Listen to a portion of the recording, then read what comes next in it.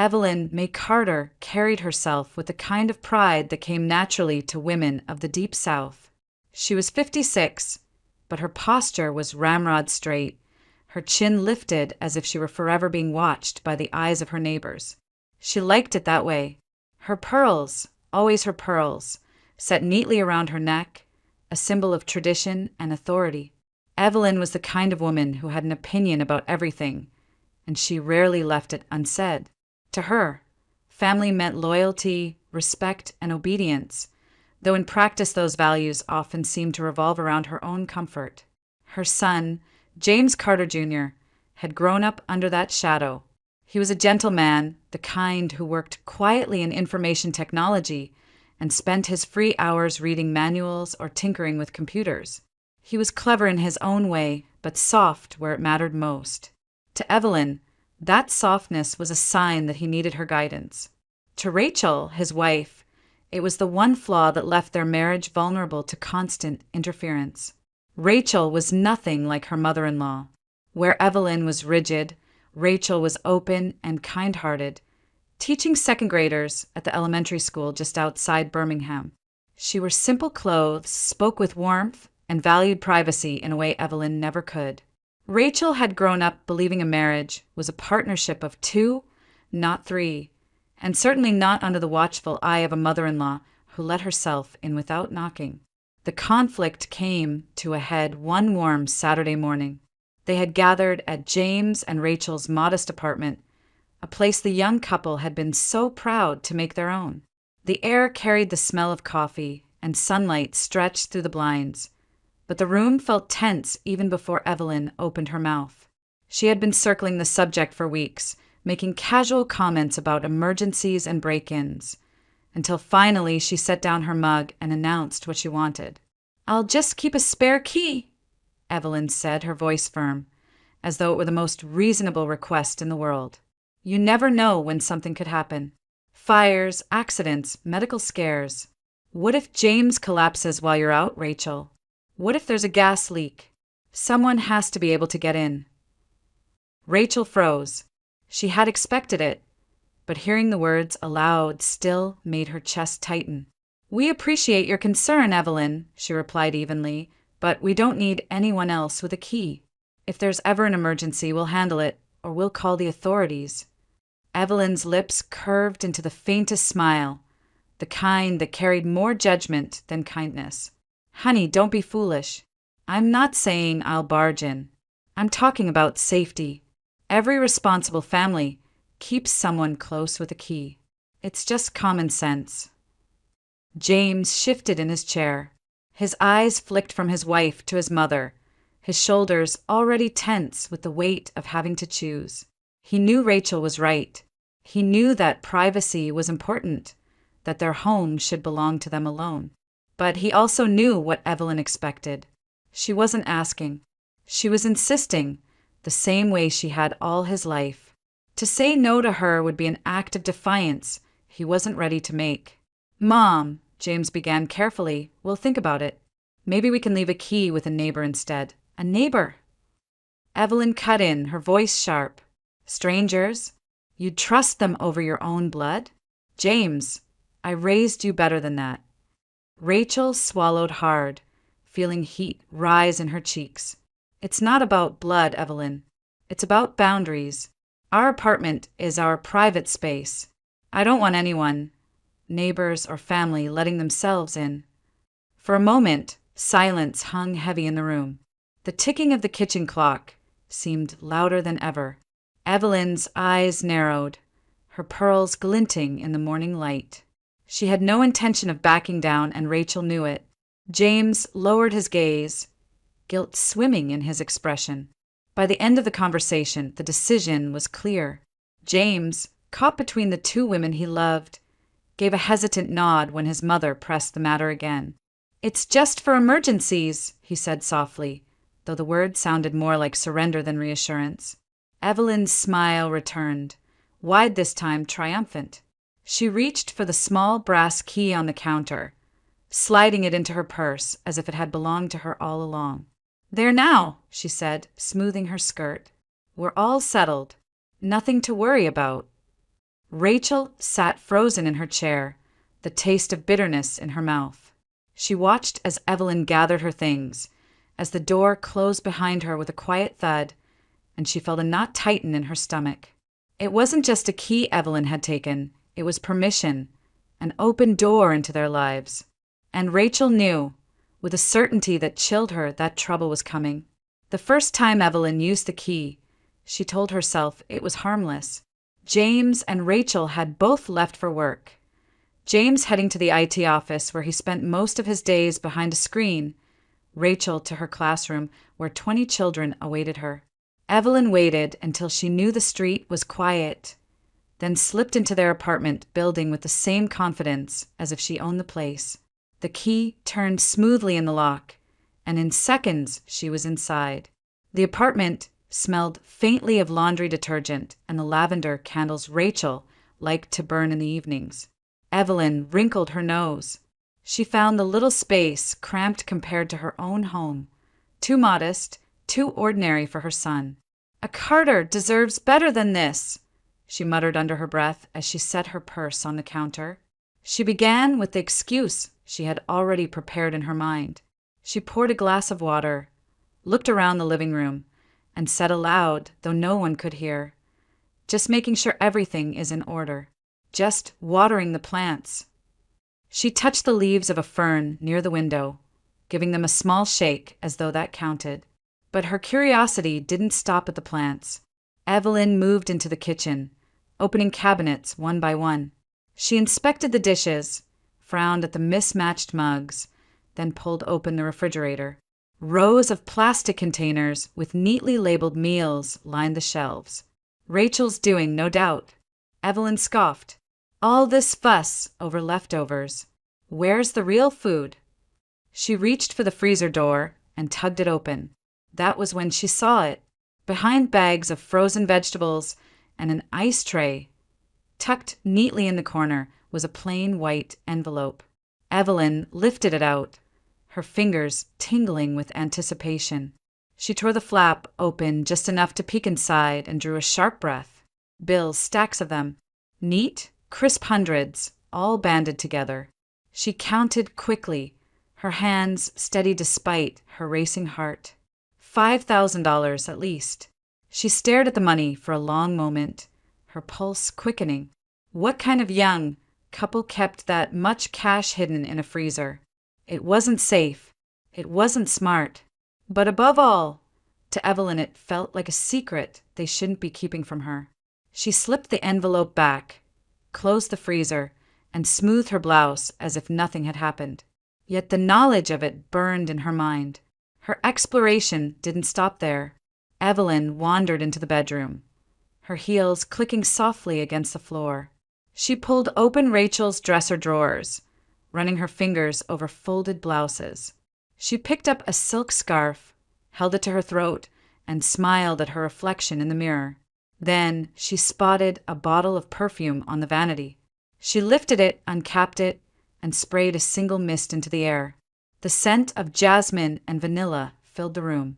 Evelyn inhaled deeply, closing her eyes as though she had claimed a part of Rachel for herself. When she left, she took care to put everything back in its place, or so she thought. That evening, Rachel came home first. She dropped her bag on the couch and headed straight to the bedroom to change. Almost immediately, something felt wrong. The top drawer of her dresser wasn't aligned the way she had left it. A silk scarf had been folded differently, and the faintest trace of her perfume lingered in the air. She frowned, scanning the room, her heart sinking with unease. In the kitchen, she opened the freezer to grab chicken for dinner. She stared at the corner where the envelope sat, its flap tucked just slightly differently than before. She reached for it, sliding it out with trembling hands. The money was still there, but something told her it had been disturbed. When James came home, Rachel was waiting. "Did you go through my things today?" she asked bluntly, holding the envelope in her hands. James blinked, confused. "What? No. I worked all day. Why?" "Someone's been in here. The drawers, the perfume, this envelope." She shook her head. "I can feel it." James sighed, setting down his laptop bag. Rachel, you're imagining things. Maybe you're just tired. Nobody has been in here. Rachel fixed him with a sharp look. Your mother has a key. Don't tell me it isn't possible. For a moment, James hesitated. His instinct was to defend Evelyn, to believe she would never cross such a line. She wouldn't do that, he said finally, his tone firm but unconvincing. You're overthinking it. Rachel pressed her lips together. She knew what she felt, and she knew she wasn't wrong. If you won't believe me, then we need proof. We're installing cameras. James rubbed his temples, already weary of the argument. He hated being caught in the middle, hated choosing sides between his wife and his mother. Fine, he muttered, if it'll make you feel better. But I think it's unnecessary. Rachel didn't answer. She turned away, clutching the envelope to her chest. Her instincts screamed that Evelyn had already crossed a line, and unless they stopped her, she would cross many more. Evelyn May Carter grew bolder with each passing week. What began as a quick check-in turned into long afternoons of silent exploration. She used her key with practiced ease, slipping inside when James and Rachel were away, her heels muffled against the carpet. At first, she told herself she was looking after her son, protecting his home. But her actions betrayed another motive. She wanted control. In the living room, she examined stacks of mail, carefully opening envelopes with a butter knife and resealing them before sliding them back into place. She scanned utility bills, bank statements, even Rachel's teacher contracts, absorbing every detail as though she had a right to know. She muttered to herself as she read, shaking her head at what she considered poor decisions. Too much spent on groceries. Too little saved for retirement. They wouldn't last a month without me. Her curiosity reached further into the private corners of their lives. She stepped into the bedroom and rifled through Rachel's nightstand, frowning at notebooks filled with lesson plans. She found a photograph of Rachel with her parents, smiling at a picnic table, and stared at it with pursed lips. They'll never care for James the way I do, she whispered. Even the laundry wasn't safe from her interference. One morning, she opened the washer mid-cycle and reset the settings, convinced Rachel didn't know how to treat delicate fabrics. She left clothes damp and wrinkled in the basket. Sure, Rachel would blame herself. To Evelyn, these intrusions felt like minor corrections. To Rachel, though she couldn't yet prove it, they felt like violations. Rachel's unease deepened with each discovery. A pile of letters stacked the wrong way, a washing machine dial she knew she hadn't touched, the faint smell of Evelyn's perfume clinging to curtains. Every time she raised her suspicions, James dismissed them. She wouldn't, he said again and again. You're letting your imagination get the better of you. My mom might be stubborn, but she's not a criminal. Rachel's frustration grew sharp enough to sting. She stood in the kitchen one evening, the envelope of cash gripped tight in her hands. She knows James. I don't know how, but she knows about this money. And if you won't believe me now, don't say I didn't warn you when it disappears. James rubbed the back of his neck, unable to meet her eyes. Rachel, please, you're talking about my mother. But even as he said it, he couldn't shake the tiny thread of doubt that wound through his chest. Meanwhile, Evelyn found new inspiration from an unexpected source. One afternoon, she stopped by the small antiques shop on the corner, a place she often visited to chat with Mrs. Harrington, a widow in her 70s who had lived in Birmingham all her life. Mrs. Harrington delighted in sharing stories of heirlooms and treasures, her voice laced with nostalgia. That day, she pulled Evelyn aside with a conspiratorial smile. You have an eye for fine things, don't you? She said, motioning toward a glass cabinet. Inside sat a porcelain vase, its surface painted with delicate blue patterns that shimmered under the light. Early 19th century, came from a plantation estate upstate, worth far more than the price they're asking. Evelyn leaned closer, her breath catching. The vase stood regal and flawless, a symbol of history and wealth. She could imagine it on her mantel, a centerpiece for her living room, Proof to every visitor that she, Evelyn Carter, still carried refinement and taste. "How much?" she asked, her voice hushed. 2,000, maybe 2,500, Mrs. Harrington replied. "A steal if you ask me. An investment. In a few years it could double." The word lingered in Evelyn's mind. Investment. It made her scheme feel less like theft and more like a clever financial decision. She imagined presenting the vase to James and Rachel, convincing them it was for the family, their legacy. They might even thank her one day. But she knew she didn't have the cash. Her savings had dwindled after years of maintaining her own home, and she wasn't about to touch her credit cards. She needed money quickly, and she already knew where to find it. That night, Evelyn sat alone at her kitchen table, the idea taking root. She folded her hands over her pearls and whispered to herself, "That money in the freezer, it's wasted there gathering dust. They don't know how to use it wisely. I'll take a portion, just enough to buy the vase. They'll see it as an investment. It's not stealing, it's safeguarding their future." She tapped her nails against the wood, her plan crystallizing. She would take 2,500, maybe 3,000 at most. Enough to purchase the vase, but not so much that they would notice right away. If questioned, she could always insist she borrowed it. In her mind, it was a perfect solution. Evelyn smiled faintly, the vision of that porcelain vase glowing in her thoughts. It wasn't just about money, it was about control, about leaving her mark in her son's household. Soon, she told herself, they would thank her. But far beneath the surface of her reasoning, something darker pulsed. She wasn't investing in the family's future. She was investing in her own power, and she didn't care what line she had to cross to claim it. For weeks, Rachel had pressed James about installing cameras. Each argument ended with him sighing, rubbing his temples, and insisting that it was unnecessary. But after another tense evening, he finally relented. "Fine," he said. "If it makes you feel better, we'll put them up." The following Saturday, a technician arrived to repair and set up their Nest cameras, one in the living room and another in the hallway by the bedroom. Rachel felt the faintest wave of relief when the tiny green lights blinked to life. James remained unconvinced. "It's a waste of money," he muttered, shaking his head. But he let it go and the cameras stayed. Evelyn knew nothing of this. 2 days later, when both James and Rachel were at work, she came again. The key slid into the lock, the door opened, and she stepped inside with her usual self-assured calm. Her heels tapped across the hardwood as she glanced around. The apartment was quiet, the air carrying the faint scent of candles Rachel had burned the night before. Evelyn set her purse down, just as she always did, and went straight to the freezer.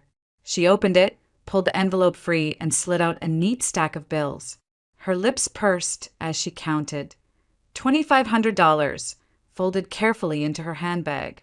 She smoothed her skirt afterward, standing taller, convincing herself the act was justified. "For their own good," she whispered. But she wasn't done. Her eyes caught the small jewelry box on Rachel's dresser. She opened it, lifted a pair of pearl earrings, and held them to her ears. They glistened in the mirror. She laughed softly, the sound carrying through the empty room. She slipped them back, though not quite in the same position, then sprayed a puff of Rachel's perfume onto her wrist. Finally, she opened the nightstand drawer. Inside lay a simple USB drive labeled in Rachel's neat handwriting. Family photos. Evelyn turned it over in her hand, smiling at the idea of possessing even their memories. Without hesitation, she slipped it into her purse. What Evelyn did not know was that every movement had been captured. The camera lens, small and silent, had recorded her theft in crisp detail. The counting of bills, the earrings at her ears, the USB disappearing into her bag. That evening, Rachel arrived home and followed her usual routine. But something compelled her to check the Nest app on her phone. She opened it, scrolled through the day's footage, and froze. There, in perfect clarity, was Evelyn, her mother-in-law, her face, her hands rifling through the freezer, her smile in the bedroom mirror. the jewelry dangling from her ears. And then, unmistakably, the envelope of cash being tucked into her purse. Rachel's chest tightened, her breath caught. She sat on the edge of the couch, the phone trembling in her hand. The sight of Evelyn pocketing the USB drive stung even more than the cash. It was labeled family photos. That wasn't just theft. That was erasure. For weeks, she had doubted herself, argued with her husband, felt like a paranoid intruder in her own home.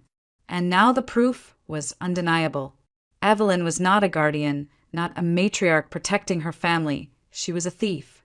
By the time James walked in, Rachel's expression was carved in stone. She met him at the door without a word and pressed the phone into his hand. "Watch," she said. James frowned, confused, but tapped the play button. At first he thought it was a mistake. The familiar apartment filled the screen, and then his mother appeared. He blinked, his brows knitting together. This can't be right." "Keep watching," Rachel whispered. His mother's image moved across the screen, opening the freezer, pulling out the envelope. James' jaw slackened. The sound of bills flicking together came faintly from the recording. She laughed softly in the bedroom as she tried on Rachel's earrings. Then came the USB, pocketed without hesitation. James' face drained of color. He dropped onto the couch, staring at the screen as though it might dissolve. "No," he said. "That's not her. That's not my mom." "It is," Rachel said, her voice shaking with anger and vindication. "You told me I was imagining things. You told me she wouldn't. Look at her, James. She's in our home. She's stealing from us." He couldn't speak. The evidence was irrefutable. His mother, the woman he had defended again and again, stood exposed before him as nothing less than a thief. Not borrowing, not protecting. Stealing. Rachel leaned closer, her eyes fierce. "Now you understand. This isn't paranoia. This isn't some misunderstanding. She's violating our lives, and I will not let it continue."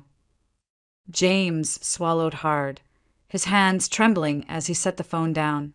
His entire image of Evelyn had cracked in a single moment, leaving him lost between loyalty and truth. For the first time, he saw his mother not as a guardian, but as a stranger, an intruder in his marriage, in his home, in his trust. Rachel straightened, her voice calm but firm. "It ends now, James. One way or another, it ends." The apartment was unnervingly quiet after the video ended. James sat on the couch with his head in his hands, staring at the floor as though it might give him a different answer. Rachel stood across from him, her arms folded, her anger simmering just beneath the surface. The silence stretched until James finally drew in a sharp breath and reached for his phone. "I'll call her," he said, his voice barely above a whisper. Rachel nodded once. There was no sympathy in her eyes, only resolve. "Do it." James dialed, the line clicking before his mother's familiar voice came through, warm and casual as always. "James? Is everything all right, sweetheart?" His throat tightened. "Mom, I need to ask you something. Did you come by the apartment today?" A pause. Then, with a hint of amusement, Evelyn replied, "Well, of course. I told you I'd check in. Someone has to make sure things are in order." "Did you take anything?" James asked, forcing the words past his lips. "Money? Jewelry? A USB drive?" Silence pressed against his ear, heavy and damning. When she spoke again, her tone was sharp.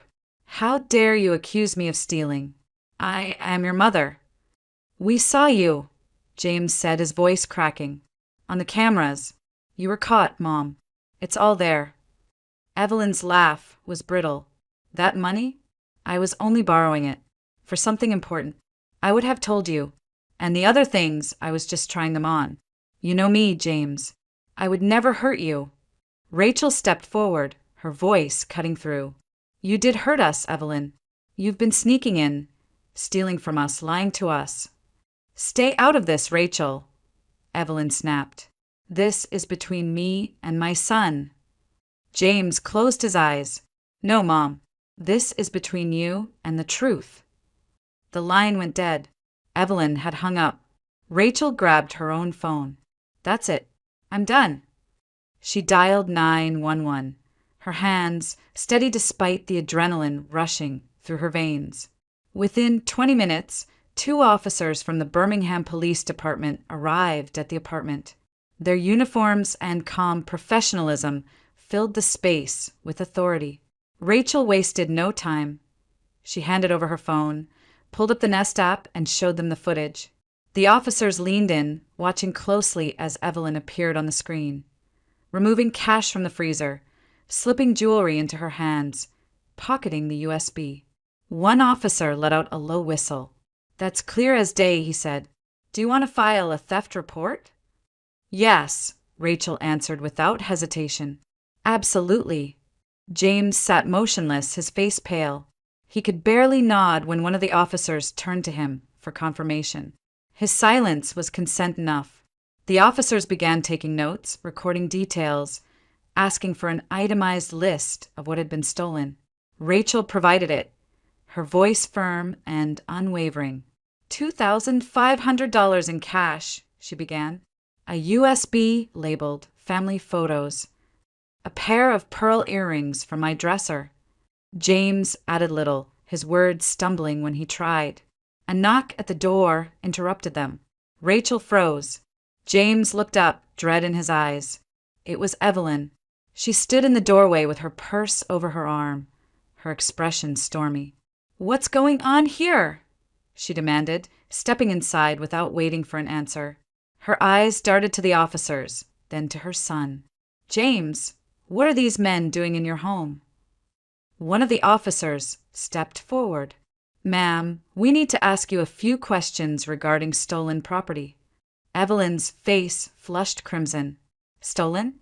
How dare you? That money was for the family. I was going to buy something meaningful, something valuable, a gift for all of us." Rachel's voice cut through the room like a blade. "You took it without asking. That's not a gift. That's theft." "I'm your mother," Evelyn snapped, her eyes blazing. "Everything I do is for you, James. Can't you see that?" James looked at her, his voice hollow. "All I see is you taking what doesn't belong to you." The officers asked Evelyn to sit down. Reluctantly, she did, though her posture remained stiff, her chin lifted in defiance. They explained the seriousness of the situation, the evidence they had seen, the theft report being filed. Evelyn shook her head, her voice rising. "This is madness. I didn't steal, I borrowed. I was going to replace it. You can't treat me like a criminal. I'm his mother." But the officers were unmoved.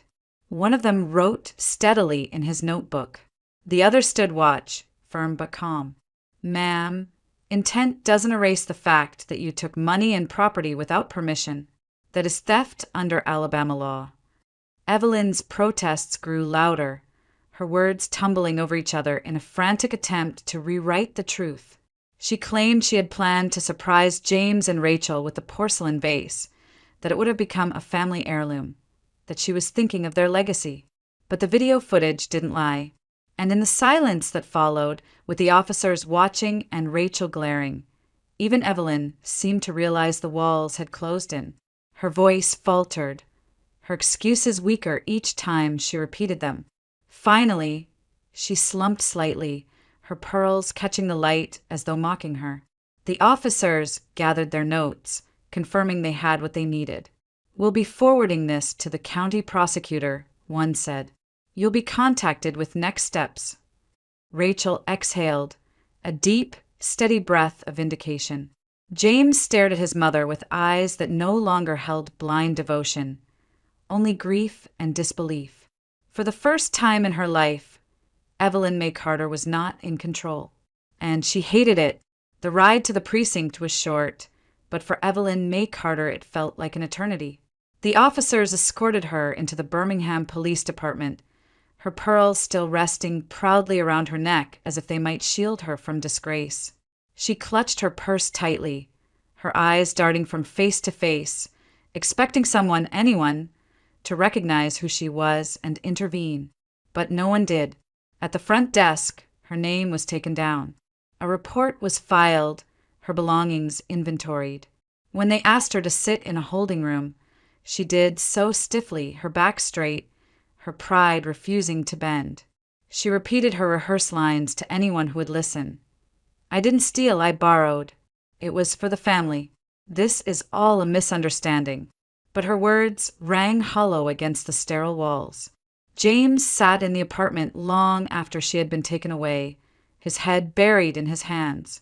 Rachel moved through the room with quiet certainty, gathering papers, preparing for what came next. She had waited too long for clarity, endured too many arguments. Now, at last, the truth had forced itself into the open. "Rachel," James whispered, his voice breaking. "What have we done? She's my mother."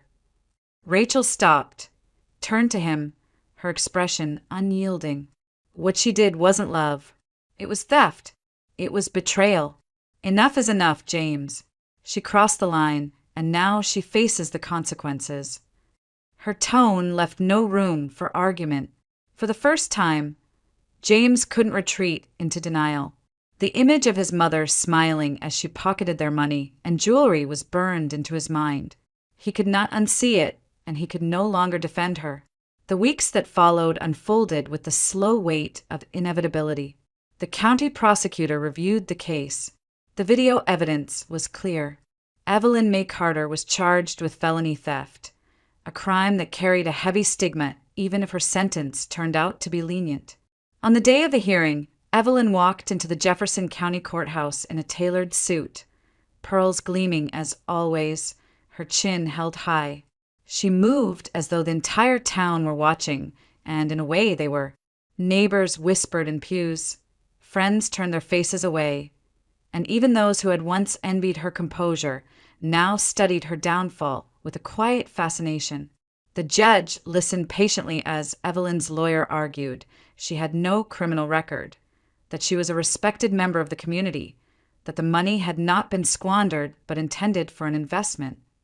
None of it erased the video, which played on a large screen for the courtroom to see.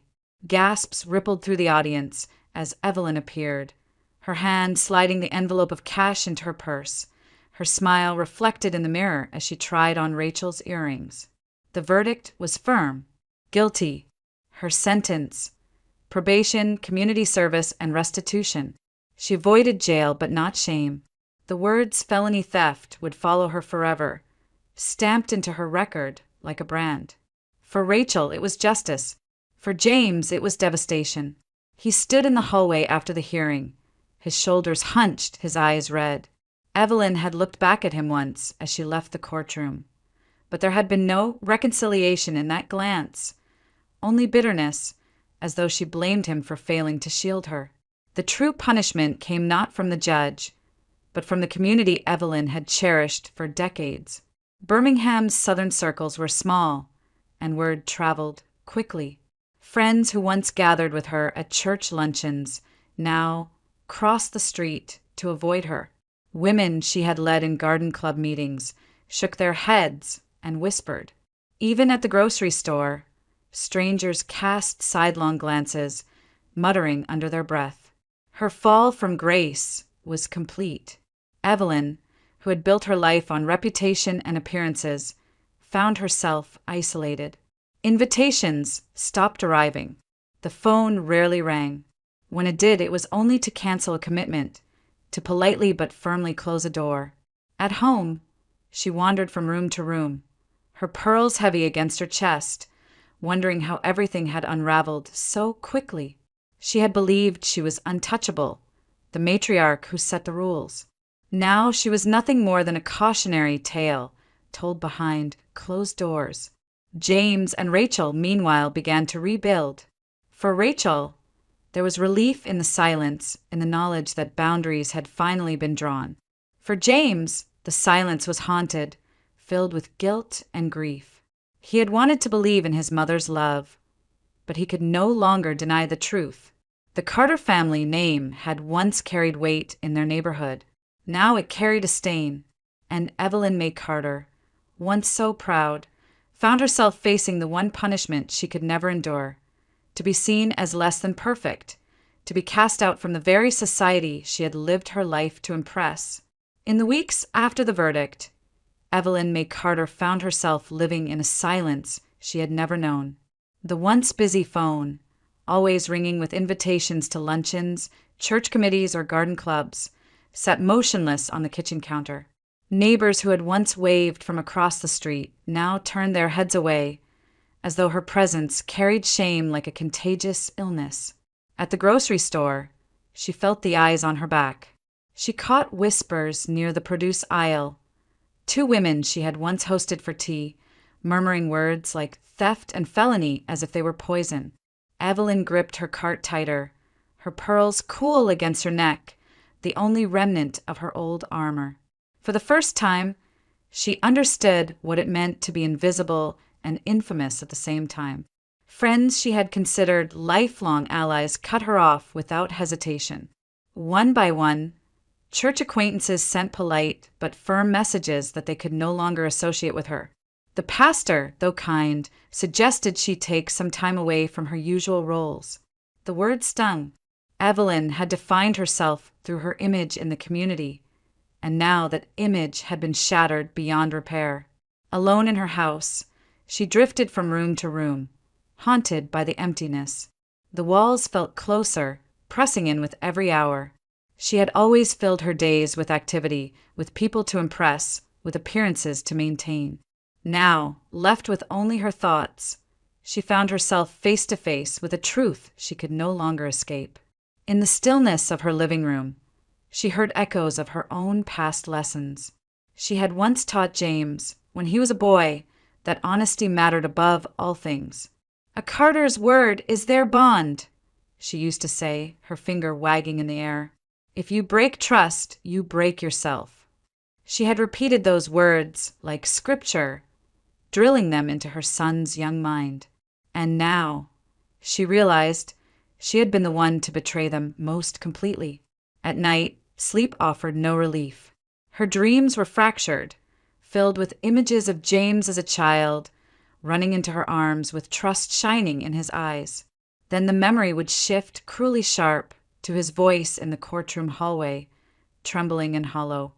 "All I see is you taking what doesn't belong to you." The words replayed over and over, each time cutting deeper. But the phrase that burned her the most was from that night in their apartment, when he had looked at her with grief in his face and whispered, "Mom, you've betrayed me." Those words clung to her like a shadow. She repeated them to herself in the quiet, until they became both confession and curse. I betrayed him. For the first time in her life, Evelyn felt the sting of regret, not as a passing discomfort, but as a permanent wound. She sat at her kitchen table with a blank sheet of paper before her, the tip of her pen hovering uncertainly. Her pride battled against her shame, but at last she began to write. The letter poured out slowly, haltingly. She wrote of her love for James, of her misguided choices, of how she had convinced herself that control was care. She admitted, in words that made her hands tremble, that she had stolen, that she had lied, that she had failed him as a mother. Tears smudged the ink as she wrote the final line, "I don't expect forgiveness. I only hope you know I am sorry." Folding the letter carefully, Evelyn tucked it into an envelope. Late one evening, when the streets were quiet, she drove to James and Rachel's home. Her heart pounded as she approached the mailbox, slipping the letter inside. For a long moment, she stood there in the shadows, staring at the small metal door as though it could deliver her absolution. Then she turned away, her heels crunching softly against the gravel as she walked back to her car. Days passed, then weeks. Evelyn waited each morning for some sign. A phone call, a knock at the door, even a message in her mailbox. She replayed every possible outcome in her mind. James opening the letter, Rachel reading it aloud, the two of them softening, perhaps even offering a chance to talk. But no response came. The silence was crushing. The mailbox remained empty. The phone remained still. James and Rachel had chosen their answer, and it was absence. Evelyn sat in her quiet kitchen, the folded copy of her letter spread out before her. Her pearls felt heavier than ever, dragging against her collarbone. For the first time in her proud life, she understood what true separation meant. It wasn't distance measured in miles, but in trust broken beyond repair. And she realized, with a hollow ache that filled every corner of her being, that she might never be allowed back into her son's life again. 6 months slipped quietly through the Alabama heat. The Carter name, once a fixture in neighborhood gossip, slowly faded from daily conversation. People found new scandals to whisper about, new stories to chew on. But for Evelyn May Carter, the silence was no longer the absence of ridicule. It was the absence of connection. Her house stood as it always had, but she moved through it differently now. The blinds stayed open. The pearls lay untouched in their box. She wore simple cotton blouses, soft-soled shoes, her hair graying without the tint she once insisted upon. She began volunteering at the small public library downtown. At first it was awkward. Whispers followed her, recognition flickered in people's eyes. But the head librarian, a woman younger than Rachel, offered her a chance to shelve books and organize reading programs for children. Slowly, Evelyn built a rhythm. She found herself humbled by the work, stacking picture books with small hands tugging at her sleeves, listening to their laughter echo between the shelves. It was not the stage she once craved, but it was enough to remind her she could still be useful. For the first time in her life, Evelyn learned the quiet discipline of boundaries. She no longer asked questions that weren't hers to ask. She no longer inserted herself into lives she didn't own. Each evening, she returned home exhausted but calmer, the weight of her past mistakes still present, but softened by the small good she was doing. It was on a Saturday morning, when the air was heavy with the scent of magnolia, that she saw them again. She had gone to the farmer's market, carrying a simple tote bag instead of her designer purse, when she turned a corner near the produce stand. And there they were, James and Rachel. They walked together easily, Rachel laughing at something James said, her hand brushing his arm. Their smiles were natural, unburdened, free of the tension that had once filled their marriage. Evelyn froze, the breath catching in her chest. It was the first time she had seen her son since the courthouse, and the sight both hurt and soothed her. He looked older, steadier, happier. Rachel noticed first. Her smile faltered, her expression hardening into guarded neutrality. James followed her gaze and stiffened, his eyes landing on his mother. For a long moment, none of them moved. Evelyn's throat tightened, but she managed a small nod, her voice low when she spoke. James, Rachel. Rachel said nothing, her eyes cautious. James shifted, caught between instinct and history. Finally he spoke, his voice quiet but steady. I got your letter. Evelyn's heart stuttered. She clutched her tote bag tighter. You did. He nodded. I read it. Silence again, filled with the clamor of the market around them. The hum of voices, the calls of vendors, the shuffle of feet. Evelyn waited, bracing for rejection, for Rachel to pull him away. But James stayed, his gaze searching hers. I believe you meant it, he said finally, but it's going to take time. More than a letter, more than words. Evelyn swallowed hard, nodding quickly. I understand. I don't expect anything from you, not anymore. I just wanted you to know. I see what I did, and I'm sorry. Rachel remained quiet, her expression unreadable, but she did not pull James away. That alone felt like a gift. The conversation ended there. James took Rachel's hand, and together they walked on, disappearing into the crowd. Evelyn stood rooted in place, her chest aching but lighter somehow. He had read the letter. He had acknowledged her apology. It was not forgiveness, not yet. But it was not rejection either. That evening, Evelyn sat at her kitchen table once more, the house quiet around her. But this time the silence felt different. For the first time in months, it was not suffocating. It was waiting. She thought of the library, of the children's laughter, of the books lined neatly on the shelves. She thought of James' eyes, not warm, but not closed off either. She thought of Rachel's guarded silence, which might someday soften. It was not reconciliation. It was not healing. But it was a seed, planted in soil that had once been scorched. And with patience, perhaps it could grow. Evelyn folded her hands in her lap, no pearls around her neck, no armor left to hide behind. She whispered into the stillness of her home, words meant for no one but herself. There is hope yet. And for the first time since her world had unraveled, she almost believed it. A year had passed since the day Evelyn May Carter's world unraveled. 12 long months of quiet mornings, volunteer shifts at the library, and evenings spent alone in a house that no longer felt like the center of anything. In that year, she had learned to live without the constant gaze of neighbors, without the invitations she once craved, without the validation she used to demand. The silence had become her teacher, forcing her to sit with the person she was and the one she might yet become. On a cool spring afternoon, an envelope appeared in her mailbox. It wasn't official mail, not a bill or statement, but a note written in James's familiar hand. She held it carefully, her fingers trembling before she even opened it. Inside was a simple message. Would you like to meet for coffee? Saturday, 2 p.m., Main Street Cafe. Evelyn read the words again and again, her eyes blurring with unexpected tears. It wasn't forgiveness. It wasn't an invitation home. But it was something she had thought might never come, a chance. When Saturday arrived, she took extra care, though not in the way she once would have. No pearls, no designer suit. Instead, she wore a plain gray cardigan over a soft blouse, slacks that had seen years of wear, and sensible shoes. Her hair, once religiously dyed, now framed her face in natural silver strands. She looked in the mirror and saw not the woman who had once ruled social circles with iron pride, but someone smaller, humbler, and perhaps freer. The cafe was quiet, a place chosen deliberately away from the weight of home.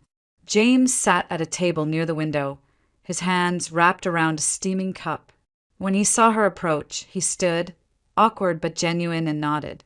"Mom," he said softly. "James." Her voice wavered, but she steadied it with a small smile. They sat across from each other, the table between them both a barrier and a bridge. For a long time, neither spoke.